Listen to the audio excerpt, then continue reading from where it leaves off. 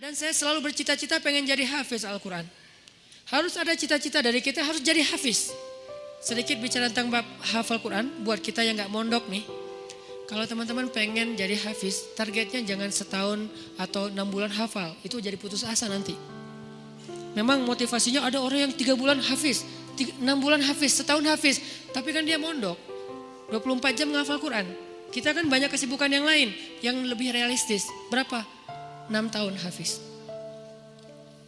Gimana cara 6 tahun hafiz? Sekarang rata-rata usia kita berapa?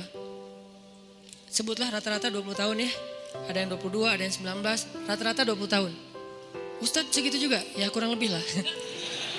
Rata-rata 20 tahun. Berarti 26 tahun itu cepat banget. Ya udah deh, jangan terlalu 6 tahun, 10 tahun. Kalau kita mau menghafal Quran 10 tahun hafiz, berarti sehari kita cuma perlu menghafal 2 baris. Sehari 2 baris. Dibagi 5 waktu sholat. 2 baris itu alif lam mim dzalikal kitabul la raiba fihi hudal lil muttaqin alladzina yu'minuna bil ghaib. Segitu. Enggak sampai 1 ayat kan? Nah, cara ngafalnya subuh alif lam mim, udah beres. Susahnya di mana coba?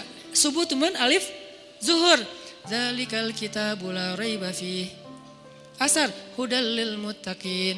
Maghrib alladzina yu'minun. Isya bil ghaib. Selesai. 1 hari 2 baris. Tapi butuh istiqomah, butuh dawam, konsisten.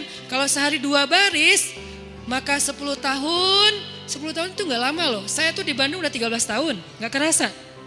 Seolah-olah baru kemarin saya datang dari Kairo ke Bandung, sekarang udah 13 tahun, gak kerasa gitu aja. Tiba-tiba udah 13 tahun, berarti kalau saya ngafal sehari 2 baris, sekarang udah 3 tahun yang lalu udah selesai tuh. Berarti semua kita bisa jadi hafiz sebetulnya kalau udah lancar tahsinnya. Sehingga kita meninggal berstatus hafiz. Bukan untuk pamer ke orang, bukan untuk taruh di Instagram bio, hafiz Al-Quran. Itu mah bebas lah, terserah niat ya. Saya kan gak mau menjudge kan, ada orang yang menaruh gitu supaya jadi syiar. Ada yang mungkin dia ria, kalau dia ria dia rugi. Kan ngafal Quran gak gampang, masa mau dihabisin dengan hanya taruh di bio, rugi banget tuh. Ini kenapa saya sedikit masukin ke bab hafiz. Saya berharap kalau ada yang dengar ceramah ini jadi termotivasi menghafal Quran, saya dapat pahala dari yang menghafal itu. Ternyata targetnya gampang, 2 baris sehari, 10 tahun khatam. 2 baris itu gampang banget. Alif, alhamdulillah. Zuhur, Rabbil alamin. Asar, Ar-Rahman.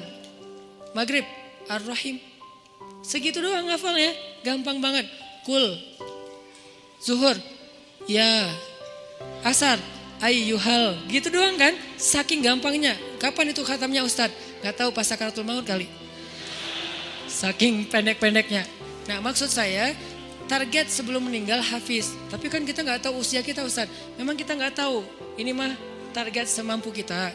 Kalau meninggal sebelum 10 tahun, yang penting kita udah punya niat. Siapa yang berniat baik dan tidak tercapai, maka dia dapat pahala kebaikan yang utuh.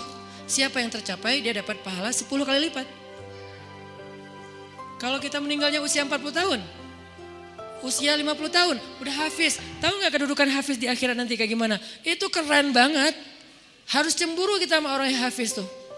1, dijamin surga, kalau dia ikhlas, dijamin surga. Kita tuh bukan golongan sahabat. Saya kemarin pas datang ke kuburan Uhud ya, namanya Jannatul Uhud, surga Uhud. Kenapa? Karena di situ dimakamin 10.000 ahli surga. Pas saya datang ke kuburan Uhud, saya ngerasa duduk aja lama di situ ya, mikir beruntung banget ya mereka. Semua dijamin surga. Duduk di kuburan Uhud itu nggak ada serem-seremnya. Benar-benar namanya surga Uhud. Karena kayak kita duduk di atas taman surga. Kan datang ke kuburan tuh ada agak-agak serem gimana gitu kan. Ini gak ada seremnya sama sekali, nyaman. Merpatinya banyak hingga di atas kuburan-kuburan itu. Dan di atas kuburan itu kita bisa tahu beberapa. Ini kuburan Sayyidah Aisyah, ini kuburannya Ibrahim anak Rasulullah, ini kuburannya Imam Malik, ini kuburannya misalnya Fatimah, ini kuburannya Ummu Kulsum, putri-putri Rasulullah.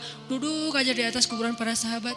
Beruntung banget ya mereka dijamin surga. Kita nggak dapat kesempatan itu karena nggak sezaman dengan Nabi. Tapi kita punya kesempatan lain. Gimana? Hafiz Al-Quran, dijamin surganya. Dengan syarat ikhlas dan tidak berbuat dosa besar.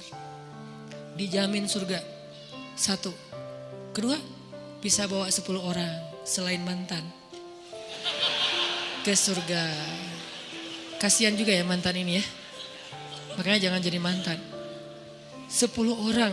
Siapa aja? Ayah, ibu, udah pasti tuh. Makanya saya pengen menghafal Quran biar kalau saya khatam, saya ngerasa di dunia tuh belum sempat berbakti sama ibu dan ayah saya. Keburu meninggal pas tsunami. Nanti saya pengen berbaktinya di akhirat. Berbakti di akhirat, hafal Quran. Sehingga nanti di akhirat saya berharap berhusnuzon ke Allah, bukan sok pede ya. Kayak Ustaz udah paling pasti masuk surga aja. Bukan, husnuzon ke Allah. Gak boleh sok pede. Kalau sok pede namanya mentazkiyah diri sendiri. La tuzakku anfusakum. Berhusnuzon ke Allah, Allah maha menepati janji. Saya bisa bawa, mak yuk ikut abang. Kemana bang? Surga. Kan enak ya. Bapak yuk ikut abang kemana? Surga.